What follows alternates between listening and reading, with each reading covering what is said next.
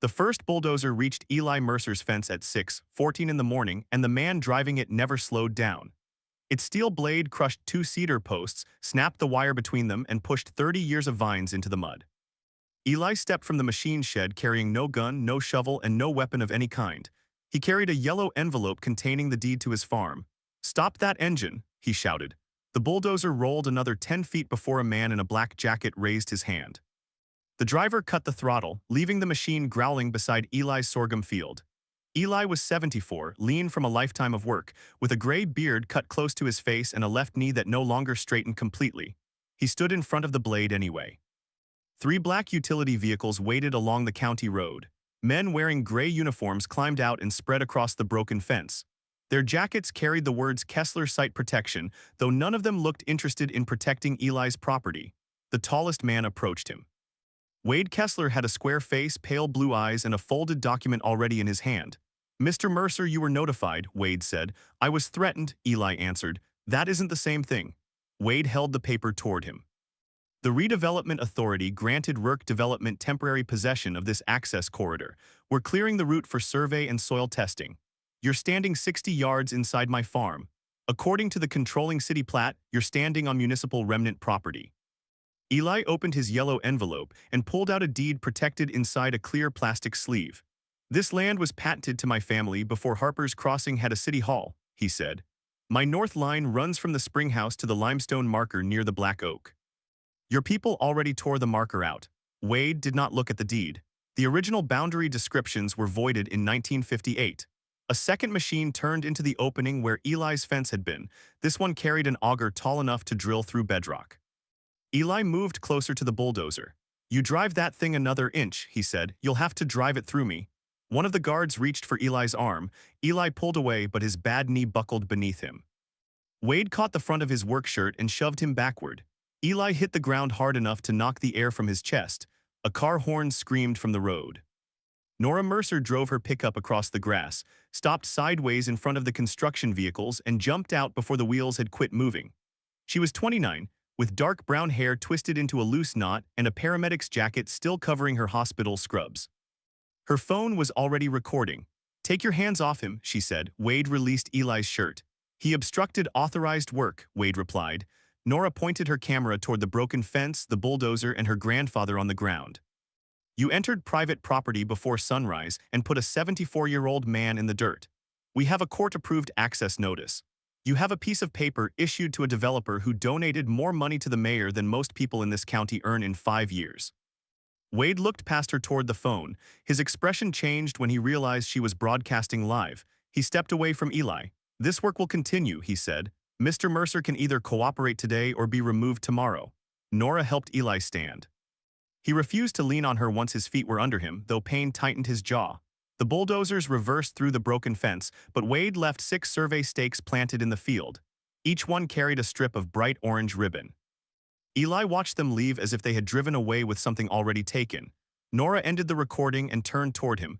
"You need a doctor. I need a new fence. You might have cracked a rib. The fence feeds cattle, my ribs don't." She stared at him for a moment before looking toward the stakes. "Grandpa, what did he mean when he said the old boundaries were voided?" Eli brushed dirt from the plastic sleeve protecting his deed. "He meant they found a legal sentence they think is stronger than 140 years of ownership." By noon, Nora's recording had spread through Harper's Crossing. Some residents called Wade's men hired thugs. Others said Eli had staged the confrontation because he wanted more money for his land. Rourke Development released a statement before Eli finished repairing the first fence post. The statement said the company respected local property owners, possessed valid legal authority, and remained committed to bringing 1,900 permanent jobs to the region. It did not mention Eli being shoved. Grant Rourke appeared on the evening news standing in front of a rendering of the proposed Harper Gateway complex. The design showed warehouses, data facilities, landscaped offices, a hotel, and a row of shops positioned along a new 6-lane road. Grant was 50, silver-haired, broad-shouldered, and calm in front of a camera.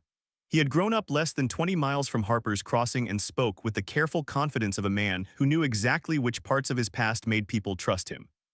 "My father lost his job when the Stanton foundry closed," Grant told the reporter. "I watched families leave this area because there was no future here. We finally have a chance to reverse that." The reporter asked about Eli. Mr. Mercer will be treated fairly, Grant said. But one disputed remnant parcel cannot be allowed to destroy an investment that could rescue an entire community. Eli switched off the television. His farmhouse kitchen became silent except for the ticking wall clock Ruth had bought at a church sale 32 years earlier. Nora sat across from him with an ice pack pressed against his ribs. "They're going to make you look selfish," she said. "I've been called worse by better people. They have lawyers, surveyors, private security, the city council, and half the town begging for jobs. I have a deed. They say the deed doesn't control anymore." Eli looked toward the window above the sink. Beyond it, the field sloped toward a narrow line of woods and an old stone spring house built by his great-grandfather. "That land knew my family before the city knew its own name," he said. Nora lowered the ice pack. "Land doesn't know anyone. That may be the difference between you and me." She stood so quickly that her chair scraped the floor. "No, the difference is that I know people matter more than land." Eli's eyes moved toward her, but he said nothing. Nora immediately regretted the words. She had been carrying them for 8 years since her father's funeral, and they had escaped before she decided whether she truly wanted them spoken. She picked up her medical bag. "You need x-rays," she said. "I'm not going. You might have internal bleeding." "Then I'll try not to bleed on anything expensive." She left the kitchen without answering. The following morning, Eli met Lena Ruiz in the county courthouse basement. Lena was 41, small enough to be underestimated and direct enough to make people regret doing it. She had represented farmers, tenants, and small businesses in land disputes for more than 15 years. She spread 3 plats across a metal table. The first was Eli's current tax map. The second showed the proposed development. The third was a faded reproduction of Harper's Crossing's 1958 municipal replat. Lena tapped the third document. "This is their entire case," she said. The 1958 map covered the town and surrounding land in a neat rectangular grid. Streets, lots, and municipal parcels had replaced the older descriptions involving trees, creeks, stones, and fences. Lena pointed to a shaded strip running through Eli's western fields. They claim this was left outside the Mercer parcel when the city standardized its boundaries. According to RERC, the Redevelopment Authority acquired the strip as abandoned municipal land. "My taxes covered every acre." Tax records are evidence, but they don't always settle title. "My father farmed it, his father farmed it, I've planted that field for 56 years. Possession helps us, so does your deed. The problem is this ordinance." She handed Eli a copy marked with yellow tabs. One section stated that conflicting property descriptions predating the modern city grid would be superseded, corrected, and rendered without controlling effect. "That's the sentence Wade keeps quoting," Eli said. "Yes, but 3 paragraphs later there's an exception." Lena placed her finger under a narrower line of print. "Nothing in this ordinance shall modify boundaries established by federal survey, military reservation, railroad land grant, or United States patent unless a formal release or resurvey has been recorded." Eli read the sentence twice. "My great-grandfather always said Army surveyors fix the western line. Can you prove it?" There was a stone marked with an M and a number. It stood near the black oak until RERC survey crew removed it. "Do you have a photograph? Not one that shows the markings clearly. Any field notes, survey copy, military record?" Eli hesitated. "My father spoke about an old map. He said his grandfather kept it wrapped in oilcloth." "Where is it? I haven't seen it since I was a boy." Lena leaned back.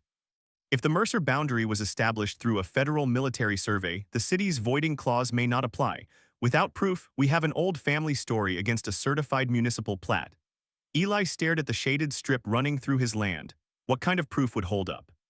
The original survey, an authenticated copy, field returns, monument records, or a federal patent referencing the military line.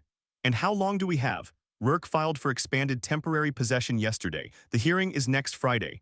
9 days, 8 once today is gone. Lena gathered the papers. "I know an archival researcher," she said. "She specializes in records that government offices insist never existed." Dr. Naomi Bell arrived at the farm that afternoon with 3 canvas bags, 2 laptops, a portable scanner, and Ben Cho, a geographic information specialist who looked young enough to Eli to still be receiving homework. Naomi was 48, wore red-framed glasses, and spoke about archives with the intensity other people reserved for criminal investigations. "You said your family mentioned an army map," she told Eli. "Do you remember any names, dates, forts, units, surveyors, or military roads?" "I remember my father calling it Weller's map." Naomi opened a notebook. "First name? No. Rank? No. Branch? My father said soldiers camped near the spring while they marked the road." "What road?" "The old Quartermaster Road. It ran south toward Jefferson Barracks, or that's what I was told." Ben glanced toward Naomi. That's something, Naomi nodded. It's more than something. Military supply routes generated correspondence, expense reports, field maps, duplicate tracings, and monument notes. Governments misplace maps, but they rarely misplace every document created around one. For the rest of the day, the dining room filled with deeds, tax receipts, family Bibles, survey sketches, and cardboard boxes Ruth had labeled in precise handwriting. Naomi created a timeline. Ben entered every boundary description into mapping software. The earliest deed in Eli's possession dated to 1882. It described the western line as beginning at Monument 3 of the Weller Military Road Survey. Ben looked up from his laptop.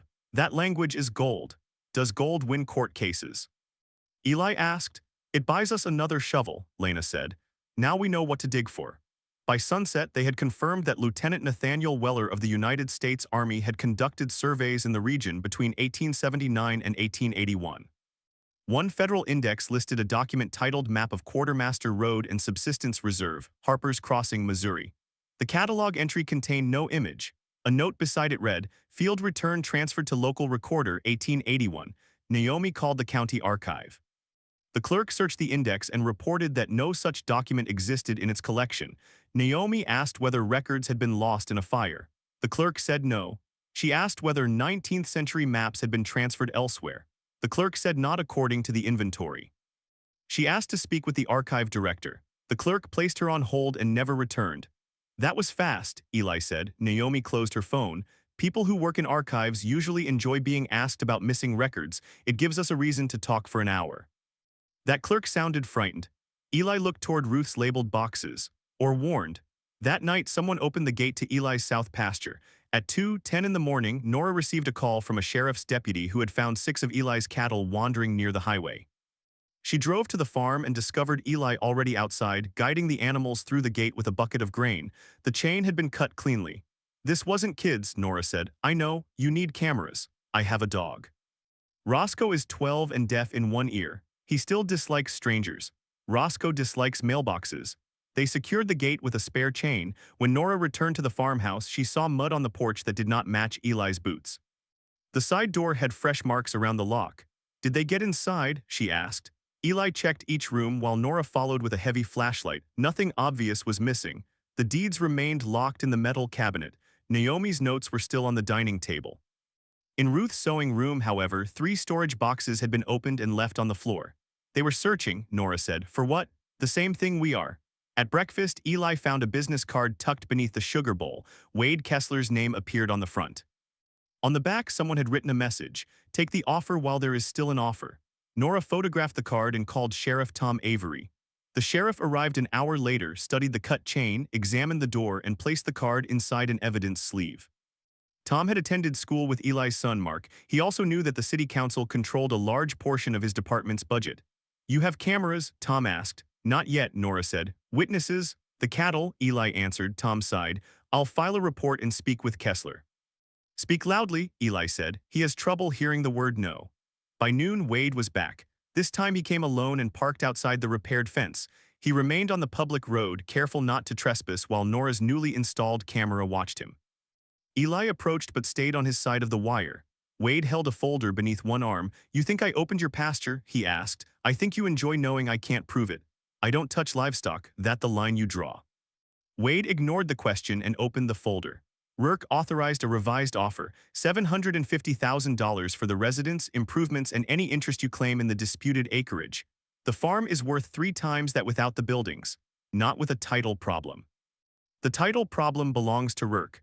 Wade looked across the land. You know what I see when I look at this place? Eli waited. I see one old man sitting on ground that could employ 2,000 families. You see a commission. My father worked 34 years at the foundry. When it closed, he lost his pension, his house, and most of what was left of him. Men like Rourke are the only people bringing money back here. Then he should spend it buying land he owns. Wade's jaw tightened. You're going to lose in court. Once the judge expands the possession order, every day you resist will cost you. Are you threatening me again? I'm explaining consequences. Eli stepped closer to the fence. No, you're explaining how you sleep. Wade closed the folder. The offer expires Thursday. So does milk. I don't buy that when it smells wrong either. At the county archive, Naomi and Ben requested every survey ledger between 1875 and 1960. The archive director, Marion Dole, met them at the front desk. Marion also served as executive director of the Harper Redevelopment Authority.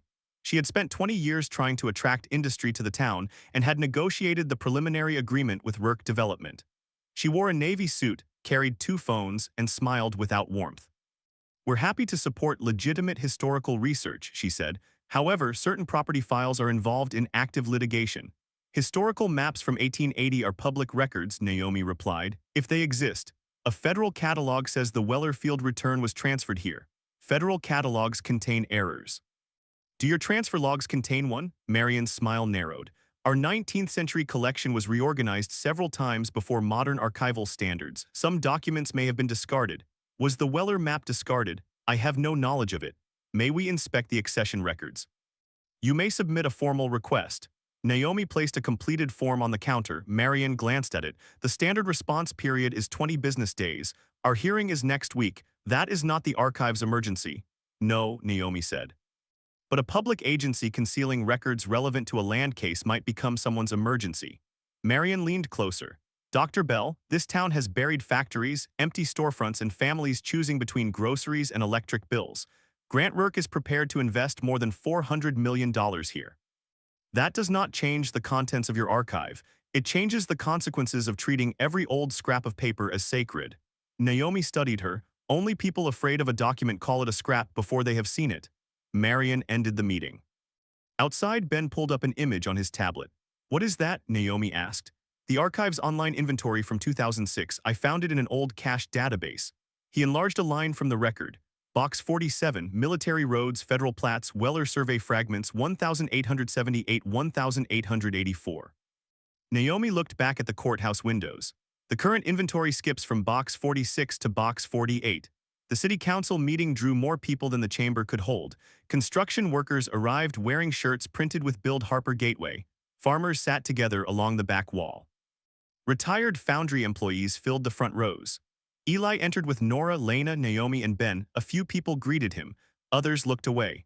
Grant Rourke stood near a model of the proposed complex, answering questions as if he were already hosting a groundbreaking ceremony. When the meeting began, Marion presented charts showing projected tax revenue, school funding, road improvements, and average salaries. "The Mercer dispute affects less than 4% of the total project area," she said. "Unfortunately, it controls the only practical route between the highway interchange and the development site." Grant stepped to the microphone. "We offered Mr. Mercer compensation well above the value of any interest he could reasonably prove," he said. "Our preference is cooperation, not conflict." Eli raised his hand. The mayor hesitated before allowing him to speak. Eli approached the microphone slowly, refusing Nora's offer of support. "My family has paid taxes on 86 acres for more than a century," he said. "Now the city says a map drawn in 1958 erased our western field without anyone telling us." A man near the front shouted, "Take the money." Someone else called, "People need work." Eli faced the audience.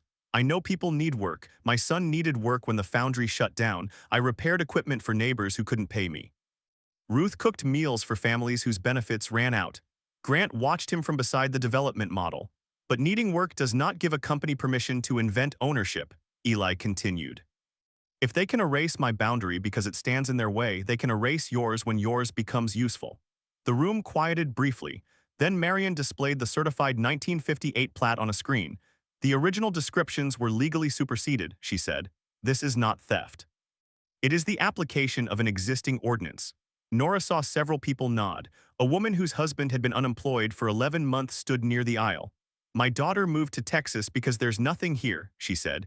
"How many generations are we supposed to lose for one farm?" Eli looked at her. "I don't know," he replied, "but I know taking what belongs to one family won't teach the next generation to trust this town." The woman sat down, unconvinced. After the meeting, Grant approached Eli in the hallway. Without television cameras nearby, exhaustion showed beneath his confidence. "You think I enjoy this?" Grant asked. "I think you enjoy winning. I have personally guaranteed $80 million in financing. Contractors have hired crews. The state has committed to the interchange. If this project dies, it will take Harper's Crossing with it. You built all that on land you hadn't proved you owned. I built it on certified records and assurances from the city. Then collect your losses from the people who assured you." Grant lowered his voice. "My mother still lives in this county. My brothers live here. I am not some outsider trying to strip the place bare. That makes it worse. How? You know what it feels like when powerful people decide a family's home is expendable. Grant's expression hardened. My family's home was taken for a highway. We received a check and moved on because no judge was going to stop progress. And you learned the wrong lesson. I learned that progress does not wait for everyone to feel whole. Eli looked toward the development model. Neither does a bulldozer. The temporary possession hearing took place 2 days later. Rourke's attorneys arrived with surveyors, engineers, economic reports, and a title expert from St. Louis. Lena had Eli's deed, the ordnance exception, the reference to Monument 3, and no actual military map. The company's title expert testified that the 1958 replat replaced all conflicting boundary descriptions in the relevant zone. Lena asked him to read the federal survey exception. He acknowledged it. Did you search federal military records before concluding the exception did not apply? She asked. Our review found no recorded federal survey controlling the Mercer parcel. That was not my question. We reviewed the recognized chain of title. Did you search military archives? No. Did you investigate the deed's reference to the Weller Military Road Survey? The reference was treated as obsolete. By whom? The municipal replat, the ordinance that expressly preserved federal survey boundaries. Rourke's attorney objected. The judge allowed the witness to answer. The title expert adjusted his glasses. No authenticated Weller survey has been produced. That sentence decided the hearing. The judge ruled that Eli had raised a legitimate title question but had not yet provided enough evidence to overcome the certified city plat. Rourke Development received temporary access to a 70-foot corridor across the western field. The order prohibited permanent construction but allowed fencing, drilling, grading, and soil tests. Eli had 12 days to seek an injunction before broader work began. Outside the courthouse, reporters surrounded Grant. This decision confirms that our project rests on sound legal ground, he said. Across the steps, Lena spoke quietly to Eli. It isn't over. They can enter tomorrow. Yes, they can tear up the field. Yes, and you're telling me it isn't over. I'm telling you the judge left us a door. We need the map before they close it. Eli looked at the reporters gathering around Grant. Then we had better find what everyone else worked so hard to lose. The following morning, Rourke's crews installed a chain-link fence through Eli's sorghum. Wade supervised from the disputed corridor with the court order clipped to a board. Eli watched workers cut plants he had raised from seed. Each stalk fell beneath a trimmer and disappeared under the tires of a grading machine. Nora stood beside him. You can't stop them today, she said. I know. I'm saying that because you're holding that fence post like you plan to use it. Eli released the post. Wade noticed them and walked closer. The order authorizes us to secure the corridor, he said. It doesn't authorize you to destroy crops outside it, Nora replied. We're inside the surveyed boundaries. Your surveyed boundaries move every time you need more room. Wade looked at Eli. You had a chance to avoid this. So did you? A worker near the spring house shouted. The drilling crew had struck an underground water line. A fountain of muddy water erupted beside the auger, flooding the trench and washing soil toward the lower field. Eli ran forward. That line feeds my irrigation system. Wade blocked him. Stay outside the work zone. Shut the pump down before you drain the cistern. Our engineer will handle it. Your engineer didn't know the line existed. Eli tried to move around him. Wade placed a hand against his chest. Nora raised her phone. Touch him again, she said, and this recording goes directly to the sheriff, the judge, and every station that used Grant's speech last night. Wade withdrew his hand. The water ran for another 11 minutes before the crew shut it off. By then the trench had collapsed, part of the lower field was flooded, and Eli's irrigation system had lost pressure. The next 3 days became a race against damage. Eli repaired broken lines while Lena filed emergency motions. Nora worked hospital shifts at night and spent her afternoons installing cameras, photographing machinery, and documenting every inch of disturbed land. Naomi searched military repositories. Ben compared 19th century survey references with modern satellite images. The National Archives located correspondence from Lieutenant Nathaniel Weller, but not the map. A university collection in Illinois held 2 of his notebooks. The pages covering Harper's Crossing had been removed before the university received them. A Missouri historical journal from 1911 mentioned Weller's Red Line Survey, but included no reproduction. Every source proved that the document had once existed. None showed the line Eli needed. On the 4th evening, Nora entered Ruth's sewing room and found Eli sitting on the floor between open boxes. He held one of Ruth's blue notebooks. She wrote down everything, he said. Seed orders, birthdays, church collections, which hens stopped laying. I used to tease her for it. Nora sat across from him. Did she write about the map? Maybe. Half these notes make sense only if you already knew what she meant. He handed her the notebook. Several pages contained dates, names, and phrases written in Ruth's narrow handwriting. Ask Naomi Bell about Weller. Red line older than city blocks. MD knows box 47, copy under the names. Nora read the initials again. MD, she said. Marion Dole, that would be my guess. How did Grandma know Naomi? I don't know. Nora turned the page. A sealed envelope was taped inside the back cover. Her name was written across it. She stared at the handwriting. When did she put this here? Eli looked away. I found that notebook after she died. I never opened the envelope. It has my name on it. I know, you had this for 2 years. I couldn't read her words yet. That wasn't your decision to make. No. The absence of an argument unsettled Nora more than a defense would have. She removed the envelope carefully and opened it.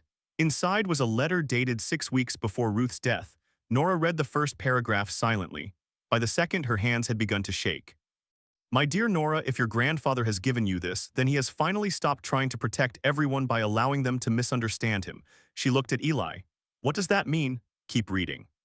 Ruth's letter described the final year of Mark Mercer's illness, when Nora's father had required treatments their insurance would not fully cover. Nora had believed Eli refused to sell part of the farm to pay the bills. Ruth wrote that Eli had signed a mortgage on the entire property, sold his best tractor, emptied his retirement account, and borrowed against the next 3 harvests. Copies of loan statements were folded behind the letter. Nora read the figures twice. This can't be right. It is, Eli said. You told me there was no money. There wasn't any left. I asked you to sell the West Field. Your father asked me not to. Why? Because the doctor had told him the treatment was no longer working. He didn't want you spending the rest of your life believing his last months cost us the farm. Nora's eyes filled. I spent 8 years believing you chose this place over him. I know, you let me believe it. I thought anger would be easier for you to carry than guilt. It was, no. She stood and walked toward the window, pressing Ruth's letter against her chest. Eli remained on the floor. I should have told you, he said. I kept waiting for the right day. Then every day I waited made the truth heavier. Nora wiped her face. When Grandma wrote that you protect people by letting them misunderstand you, that wasn't a compliment. I know that too. She looked toward the fields where construction lights glowed behind the new fence. You nearly lost this farm trying to save Dad. I would have traded every acre if it could have saved him. Nora crossed the room and sat beside him again. For the first time since Mark's funeral, she rested her head against Eli's shoulder. He closed his eyes. They remained that way until the construction machines went silent. Near the bottom of Ruth's letter, Nora found another message. The map is real. Nathaniel Weller gave Ezra Mercer a certified field copy after Ezra guided the survey crew through the flooded lowlands. The courthouse copy was still in box 47 when I saw it in 2007. When I returned last year, it was gone. Our copy is somewhere safe, but your grandfather has forgotten where his father placed it. Look beneath the names that fed us. Nora read the final sentence aloud. What names fed us? She asked. Eli frowned. Families who bought produce. Names in a ledger? Maybe. They searched Ruth's account books until midnight. Each ledger contained hundreds of customer names, crop records, and payment notes, but none concealed a map. At 12:40, Nora noticed a wooden cabinet against the sewing room wall. It had once stood in the machine shed and contained jars of seeds saved from each harvest. Small brass frames labeled the drawers. Boone County white corn, Mercer red sorghum, Ozark half-runner beans. Ruth had referred to seed varieties as family names. The names that fed us, Nora whispered. Eli removed every drawer. Behind them was a solid wooden backing. Nora ran her fingers along the edges and found one screw brighter than the others. It had been replaced recently. Eli brought a screwdriver. When the backing came loose, they discovered a narrow hidden space. Inside lay a bundle wrapped in faded oilcloth. Eli did not touch it immediately. My father's hands used to smell like that oil, he said. He wrapped tools in cloth before winter. Nora lifted the bundle onto the cutting table. The oilcloth contained a flat linen packet, a small leather field book, and another envelope from Ruth. Eli opened the packet. A map unfolded across the table in 4 stiff sections. Its paper had been mounted on linen, allowing it to bend without splitting. Brown ink showed creeks, fields, roads, elevations, and structures that had disappeared more than a century earlier. A red line crossed the western side of what was now the Mercer farm. At the top, in ornate handwriting, were the words Map of Quartermaster Road and Subsistence Reserve at Harper's Crossing, Missouri. Below them appeared a name. Lieutenant Nathaniel Weller, Corps of Engineers, United States Army, September 1880. Eli placed both hands on the table. There you are, he said. Nora called Naomi at 12:53. Naomi reached the farm before 2 in the morning wearing a sweater over her pajamas. She examined the paper fibers, the linen backing, the iron gall ink, the military seal, and the handwritten certification in the lower corner. Certified field copy delivered to Ezra Mercer, civilian guide, in recognition of services rendered during survey. Naomi's excitement made her voice unsteady. "This is not a decorative copy," she said. "This is an official field duplicate." Ben arrived with a portable scanner. They photographed every section at high resolution before moving the map again. Eli opened the leather field book. Inside were measurements corresponding to points labeled M1 through M6. Monument 3 marked the northwest corner of the Mercer Tract. The notes described it as a dressed limestone post bearing a carved M above the Roman numeral III, positioned 22 feet east of a black oak and 286 feet west of the county road stone. Ben stopped reading. "Say that distance again." 286 feet, Naomi replied. Ben opened the modern city plat on his computer. The 1958 survey identifies the county road stone as Monument 3. "They used the wrong marker," Nora said. Ben overlaid the historical measurements with current satellite coordinates. The red military line fell almost exactly along the fence Eli had maintained for decades. The 1958 city grid stood 286 feet west of where it should have been. That shift created the so-called municipal remnant parcel and placed it inside Eli's field. Naomi examined a block of text written beside the red line. "This may be more important than the measurement." She read it aloud. "Boundary established as controlling line of federal subsistence reserve and adjoining Mercer patent. No municipal, township, or private resurvey shall alter said line absent release by the War Department or subsequent authority of the United States." Lena arrived shortly before dawn. After reviewing the map and field book, she sat at Ruth's cutting table and laughed once in disbelief. "The ordinance did not erase your boundary," she said. "It preserved it." Eli looked toward the oilcloth. "Can they claim this was made later?" "They can claim the moon is county property. Naomi will authenticate the materials. Ben will verify the measurements. We'll compare Weller's handwriting with his confirmed papers. What about the missing courthouse copy? If Ruth saw it in 2007, someone may have removed evidence from a public archive." Nora handed Lena the page from Ruth's notebook mentioning Box 47 and Marion's initials. Lena's expression changed. "We need to copy everything and store it in multiple locations immediately." Before sunrise, Ben uploaded encrypted scans to 3 secure accounts. Naomi arranged for an independent paper conservator to examine the original. Lena placed 1 copy in a bank deposit box and another in her office safe. Eli kept the original map in a fireproof document case beside his chair. At 8 o'clock, Lena filed for an emergency injunction. At 9, Rourke Development learned the map had been found. At 11, Grant called Eli personally. "I'd like to see the document," Grant said. "You can see it in court. If it is authentic, we should discuss settlement before this becomes more damaging." "You mean more damaging to you, to everyone? You were ready to grade my farm this morning. I relied on the official record." "You relied on the part that gave you what you wanted." Grant remained silent. Eli heard him exhale. "There are lenders meeting tomorrow," Grant said. "If they freeze funding, hundreds of workers lose contracts before this dispute is resolved. Then show them the map." "I cannot make decisions based on a document my experts haven't reviewed." "My experts reviewed your map before you put me on the ground. That was Kessler's action, not mine. You hired him." "I hired security because equipment was being vandalized at another site. And when he threatened me, I told him to remain within the law." That sentence is where cowards hide when they want the result but not the blame. Grant's voice sharpened. "Be careful, Eli. Your men broke my fence, cut my water line, opened my pasture, and searched my house. I've been careful, now it's your turn." That afternoon, Wade's company removed its logos from the vehicles stationed near the farm. The vehicles remained. Nora noticed one following her when she drove to the hospital. Another waited across from Lena's office. Sheriff Avery assigned extra patrols but admitted he could not guard the map around the clock. "You should move the original," Tom told Eli. "It's already safer than it was for 100 years. I mean outside the farm. I know what you mean. Then listen, if they think it's here, maybe they won't bother the people holding the copies." Tom studied him. "You planning to use yourself as bait?" "I'm planning to sleep in my own house." That night, Eli placed the fireproof case on the dining table, left the kitchen light burning, and sat in the darkened living room with Roscoe beside him. Nora had taken the original map to Naomi's conservation lab 2 hours earlier. The case on the table contained blank feed invoices. At 1:17 in the morning, the side door lock moved. A narrow tool slipped between the door and frame. Eli called Sheriff Avery and left the line open.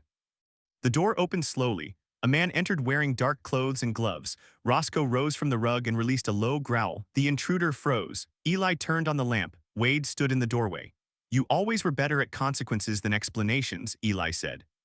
Wade looked toward the case on the dining table. "You don't understand what that map will do. It will show where my land begins. It will kill the project. That was your employer's choice." Wade stepped inside and closed the door. "Grant has $80 million personally tied to this. Marion has state grants that disappear if construction pauses. Contractors have payrolls. Families have already turned down other jobs because this one was coming. You broke into my house to protect their expectations. I came to take a document that should have stayed lost." Roscoe moved between them. Wade glanced at the dog. "I don't want to hurt you. You already decided what you were willing to hurt." Wade reached inside his jacket. Eli did not move. "Whatever you pull out," he said, "you'll have to explain it while the sheriff listens." Wade's hand stopped. Eli pointed toward the telephone on the side table. The call timer glowed on the screen. Sirens approached from the county road. Wade lunged toward the dining table, grabbed the case, and ran through the kitchen. He reached the porch as two patrol vehicles crossed the yard. Sheriff Avery ordered him to stop. Wade continued toward the field. His boot caught the broken edge of the porch step and he fell with the case beneath him. Deputies restrained him before he could rise. Tom opened the case and found the blank invoices. He looked toward Eli. "Where's the map?" "Safe." Tom shook his head. "You planned this. I suspected it. That distinction won't make my blood pressure lower." Wade was charged with burglary, attempted evidence theft, and violating the temporary access order. During questioning, he denied opening the pasture or searching the house earlier. He admitted he had entered that night because he believed destroying the map would protect the development and preserve hundreds of jobs. Grant terminated him before sunrise. Work Development issued another statement describing Wade as a rogue contractor acting without authorization. Lena did not believe it. Neither did Eli. The next morning, an unknown caller contacted Lena's office. The man identified himself as Howard Vance, a licensed survey consultant who had worked for Work Development 18 months earlier. Lena arranged to meet him in a diner outside the county. Howard arrived carrying a laptop and a cardboard document tube. He was 63, nervous, and repeatedly checked the parking lot. "Work hired me before the city formally approved the site," he said. "My job was to identify title risks." He opened an old report. One section addressed the Mercer Tract. Howard had found references to Monument 3, the Weller Survey, and the federal boundary exception. He warned Grant that the city plat could be defective. "What did Grant say?" Lena asked. "He said the map was missing, the city recognized the 1958 line, and lenders did not need to be confused by theoretical risks." "Did you include your warning in the final report?" "I did." Howard handed her a copy. The conclusion stated that no acquisition or construction should proceed until the federal survey question was resolved. 2 weeks after submitting it, Howard's contract was terminated. Work's lenders received a replacement report from another survey firm. The new version contained no reference to Weller, Monument 3, or the federal exception. "Why come forward now?" Lena asked. Howard stared into his coffee. "My daughter bought a house last year, small place, nothing special. She called me because a neighbor moved a fence 4 feet onto her yard. She was furious, couldn't sleep for a week." He rubbed his forehead. "I kept thinking about that while Rourke's crews were taking 70 feet from an old man. I told myself the official records would protect me from responsibility. Then I saw Kessler shove Mr. Mercer. Will you testify?" Howard looked toward the window again. "Yes." Grant came to the farm that evening without lawyers or security. Eli found him standing outside the repaired fence. The construction corridor behind him was empty. Lenders had ordered work suspended pending the injunction hearing. Grant looked older than he had on television. "I assume Howard Vance contacted your attorney," he said. "He did. He violated a confidentiality agreement." "You violated my property line." Grant nodded slowly. "I knew there was a reference to the Weller survey. I did not know a certified map still existed." "You knew enough to fire the man who warned you." "I replaced a consultant who refused to distinguish between a recorded defect and an unverified historical possibility." "You wanted a report your lenders would like." "I wanted a project that could survive financing." Eli leaned against the fence post. "How much do you lose if the court rules against you?" "Possibly everything I built in the last 22 years. And that made my land yours?" "No." The answer came more quietly than Eli expected. Grant looked across the field. "My father died in a rented apartment above a laundromat. The state took our house for a highway expansion and the check barely covered the mortgage. Every adult around me said that was progress. So you decided it was someone else's turn." "I decided communities either attract investment or disappear." "Maybe. Eli pointed toward the cut sorghum and the collapsed irrigation trench, but you stopped seeing a community. You saw parcels, access corridors, deadlines, and people who could be moved. Grant's face tightened. You think preserving this farm will feed the town? It has fed parts of it for 100 years. 1,900 jobs, promised jobs, real jobs, built on a false line. Grant placed both hands on the fence. If we relocate the access road, the project cost increases by $60 million. The state may withdraw, the lenders may walk. Then perhaps you should have solved the boundary before you spent the rest. I am prepared to offer you $3 million. No, 5. No, name the figure. Eli looked at him. You still think this is a price dispute? Everything has a price. Some things have a cost instead. Grant stepped back from the fence. If the project collapses, people will blame you. They may. Can you live with that? Eli looked toward the springhouse, the fields, and the farmhouse window where Ruth's clock continued marking time. I can live with people being wrong about me, he said. I've had practice. The injunction hearing began Monday morning. Every seat in the courtroom was occupied. Naomi carried the military map inside a conservation case. Ben brought enlarged overlays of the 1880 survey and the 1958 city grid. Howard Vance waited in the hallway under subpoena. Grant sat beside his attorneys. Marion Dole occupied the row behind them with the mayor and 2 redevelopment officials. Eli wore the dark suit he had last worn at Ruth's funeral. Nora adjusted his tie before they entered. You hate this suit, she said. I hate what it remembers. Then give it something better to remember today. The judge began by addressing Wade's arrest and warning both parties that any further intimidation would result in immediate sanctions. Lena called Naomi first. Naomi explained the map's materials, construction, handwriting, military seal, provenance, and relationship to authenticated Weller correspondence. An independent conservator confirmed that the paper, linen, ink, and binding were consistent with an official field map produced around 1880. Rourke's attorney suggested that the map could have been altered by Eli's family. Naomi displayed magnified images, showing that the red boundary ink had oxidized at the same rate as the surrounding survey marks. To change this line convincingly, she said, someone would have needed 19th century military ink, Weller's hand, his survey instruments, and the ability to age every material uniformly for more than a century. The attorney asked whether absolute certainty was possible. Absolute certainty is rare, Naomi replied. Authenticity beyond reasonable professional dispute is not. Ben testified next. He demonstrated how the Weller field measurements aligned with surviving natural landmarks, the Springhouse Foundation, the original road bed, and an iron monument discovered beneath the roots of the black oak. The monument carried a faint M above the Roman numeral III. Gasps moved through the courtroom when photographs appeared on the screen. Ben then overlaid the city's 1958 plat. The western line shifted 286 feet. The 1958 survey crew treated the county road stone as Monument 3, he said. Weller's notes clearly distinguished the 2 markers. The city began its grid from the wrong point. Lena asked what the error created, a strip of land falsely appearing outside the Mercer parcel. The municipal remnant claimed by the Redevelopment Authority, yes. Does the Rourke access corridor fall inside that false remnant? Almost entirely. Rourke's attorney argued that the ordinance superseded conflicting descriptions regardless of survey error. Lena asked the clerk to enlarge the federal survey exception.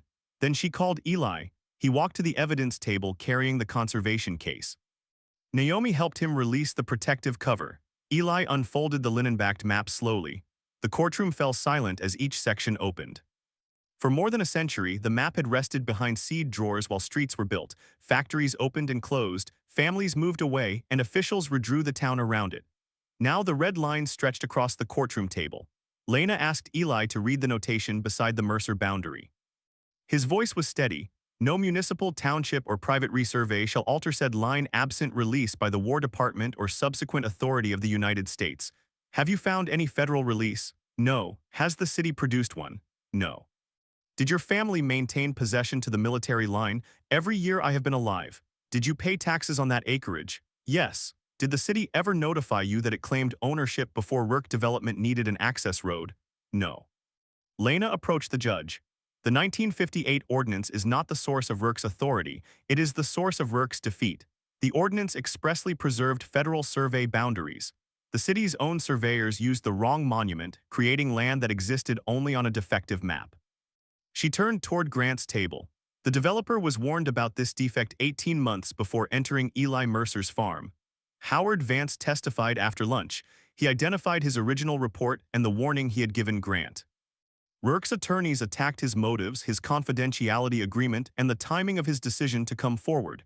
Howard admitted he should have acted earlier. "I was paid to identify risk," he said. "I identified it. When they removed it from the final process, I told myself it was no longer my responsibility." "What changed?" Lena asked. "I watched Mr. Mercer get shoved off land my own work had warned them might belong to him." Grant testified last. His attorneys could have rested without calling him, but he insisted. He acknowledged receiving Howard's report. He said the company relied on city assurances that the missing military survey had no legal effect. Lena approached him. "Why did the replacement report omit the federal exception?" "The new firm considered it speculative." "Did you provide Howard's report to your lenders?" "No." "Did you provide it to your title insurer?" "No." "Did you tell the court about it when requesting temporary possession?" Grant hesitated. "No." "Why?" "Because the city's certified plat supported our claim." "That was not my question." Grant looked toward the crowded gallery. "If lenders had frozen funding before we secured the access route, the project would have collapsed. So you concealed a title warning to protect financing." "I relied on the controlling public record." "You relied on one public record while helping the city ignore another." Rourke's attorney objected. The judge allowed Lena to continue. "Did you authorize Wade Kessler to steal the map?" "No." "Did you authorize him to intimidate Eli Mercer?" "No." "Did you benefit when he did?" Grant's eyes moved toward Eli. "Yes." The word settled over the courtroom. After closing arguments, the judge recessed for 2 hours. People filled the courthouse steps. Some residents still supported the development. Others who had criticized Eli now avoided his eyes. The woman whose daughter had moved to Texas approached him. "I still want those jobs," she said. "So do I," Eli replied, "but not like this." "No." She looked toward the case containing the map. "My husband says the project is dead. I don't know. Would you stop it even if they found another route?" Eli considered the question. "I'll stop anyone from taking what isn't theirs. What they build on land they honestly acquire is another matter." The woman nodded. "That sounds more reasonable than what people have been saying about you. People enjoy finishing other people's thoughts for them." When the courtroom reopened, the judge spoke for nearly 40 minutes. She found the 1880 map authentic, the Weller survey controlling, and the 1958 grid defective where it conflicted with the preserved federal boundary. She ruled that the redevelopment authority had never acquired the disputed strip. The temporary possession order was vacated. Rourke Development was ordered to leave the Mercer farm immediately, remove its fencing, restore the irrigation system, compensate Eli for destroyed crops, and pay costs associated with the improper entry. The judge also found that Howard's concealed report should have been disclosed when temporary possession was requested. She referred the matter to the state attorney general and county prosecutor for review. Finally, she ordered the county archive to preserve all records connected to Box 47 and submit to an independent audit. Marion Dole lowered her head. Grant remained still. Nora gripped Eli's hand. The judge looked directly at him. "Mr. Mercer, the court recognizes your title to the disputed acreage according to the Weller Federal Survey line." Eli breathed out slowly. For the first time since the bulldozer broke his fence, his shoulders relaxed. Outside, reporters surrounded him. Microphones appeared beneath his face. "How does it feel to defeat a $400 million development?" one reporter asked. "I defeated a false boundary," Eli said. "What happens to the development is up to people willing to use the true one." "Do you want Grant Rourke prosecuted?" "I want the law applied without asking how much money a man has invested first." "Will you sue the city?" "My lawyer says I should stop answering questions before she becomes angry." Lena, standing behind him, said, "That is the first legally sound statement he has made all week." The crowd laughed. Grant exited through a side door but stopped when he saw Eli near the courthouse parking lot. The reporters moved toward them. Grant ignored the cameras. "I told myself I was saving this town," he said. Eli studied him. "You were saving your deal." "I believed they were the same thing. That was the danger." Grant looked toward Nora, Lena, and the map case. "My board will remove me by Friday." "That's between you and your board. The project may still be possible with a redesigned access route. Then build it without stealing one." Grant nodded once. "I am sorry about the farm. You're sorry you lost." Grant accepted the words without arguing. Eli continued. "Maybe someday you'll be sorry before a judge tells you to be." 3 weeks later, workers hired by Rourke Development removed the chain-link fence from Eli's western field. They repaired the irrigation line, filled the test pits, replaced topsoil, and rebuilt the cedar fence. Eli watched from the porch but did not interfere. Wade eventually admitted opening the pasture, planting threatening messages, and breaking into the house. Investigators found that he had acted partly on his own. and partly in response to pressure from project officials demanding that Eli be persuaded to accept the offer. Marion resigned from the Redevelopment Authority after auditors discovered that Box 47 had been removed from the county inventory during the project's early negotiations. The courthouse copy of the Weller survey was found inside a locked storage room used for obsolete election equipment. Its removal date matched the week Howard submitted his warning report. Grant was not charged with ordering the theft or the intimidation, but investigators continued reviewing the company's disclosures to lenders and the court. He stepped down as chief executive while the review proceeded. Harper Gateway did not disappear. Engineers found another access route through an abandoned rail yard east of the property. The redesign reduced the project's size, eliminated the hotel, and required new environmental approval. It also allowed the city to clean contaminated industrial ground that had been ignored for decades. Construction would take longer. The promises became smaller. They also became more honest. Eli made a decision of his own. He placed 70 acres of the farm into the Ruth Mercer Agricultural Trust, preventing future owners from selling the land for large-scale development. Nora became co-trustee. The remaining 16 acres bordered the county road, outside the protected fields. Eli leased 8 of them to a cooperative that planned a produce market, commercial kitchen, equipment repair shop, and agricultural training center. The lease required local hiring and prohibited the cooperative from expanding into the protected acreage. When the mayor asked why Eli had agreed to development after fighting so hard against Rourke, he answered simply, "I never fought jobs, I fought theft." The military map underwent professional conservation. Eli donated the original to the County Historical Museum under an agreement requiring it to remain publicly accessible. A full-sized reproduction hung inside the Mercer farmhouse. Naomi curated an exhibit explaining how 19th-century military surveys, family deeds, city ordinances, and modern development had collided over one line. The exhibit did not describe Eli as the man who stopped progress. It called him the farmer who forced progress to follow the law. On the first Saturday of spring, Eli and Nora carried a young black oak to the restored western boundary. Children from the agricultural training program followed them across the field. Ben had calculated the exact position of Monument 3. The original limestone marker, protected inside a low glass enclosure, stood a few feet away. Eli lowered the oak into the hole. A boy holding a shovel pointed toward the reproduction map Nora had brought outside. "Did that red line really stop all those bulldozers?" "The line helped," Eli said. "What stopped them?" Eli looked toward Nora. She smiled and waited for his answer. People willing to prove the line mattered. The children pushed soil around the oak's roots. Later, they gathered inside the farmhouse while Eli unfolded the map across Ruth's old dining table. He showed them the Quartermaster Road, the vanished military camp, the spring, and the line Lieutenant Weller had drawn in red.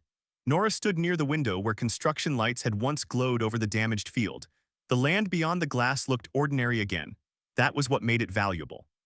It was not a monument, a battlefield, or a place famous people had visited.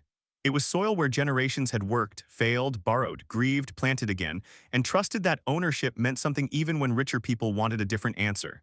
Eli reached the map's final fold. For most of his life, he had believed protecting his family meant carrying every burden alone. The fight had taught him otherwise. Ruth's notes had led Nora to the map. Naomi had proven its age. Ben had restored its measurements. Lena had made the law recognize it. Howard had finally admitted what he knew. Even the townspeople who once blamed Eli had forced the project to seek a fairer path.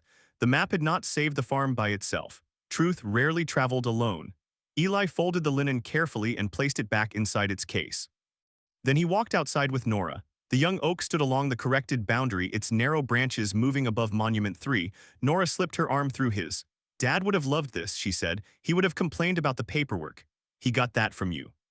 "I don't complain about paperwork. You called the trust agreement an 80-page hostage note. It was 83 pages. Nora laughed. Eli looked across the western field. New sorghum had begun rising where the bulldozers once stood. Beyond the farm, cranes worked above the abandoned rail yard where the redesigned development would eventually take shape. The town had not been forced to choose between its future and Eli's past. It had only been forced to stop pretending the future required erasing him. Nora rested her head briefly against his shoulder. "You should have told me about Dad," she said. "I know, you don't get to decide what truth I can handle anymore. I know that too. And if someone threatens this place again, you call me before standing in front of heavy machinery." Eli considered it. "I can agree to calling. That isn't the whole sentence. It's the strongest offer you're getting." They continued toward the farmhouse as the children filled watering cans near the springhouse.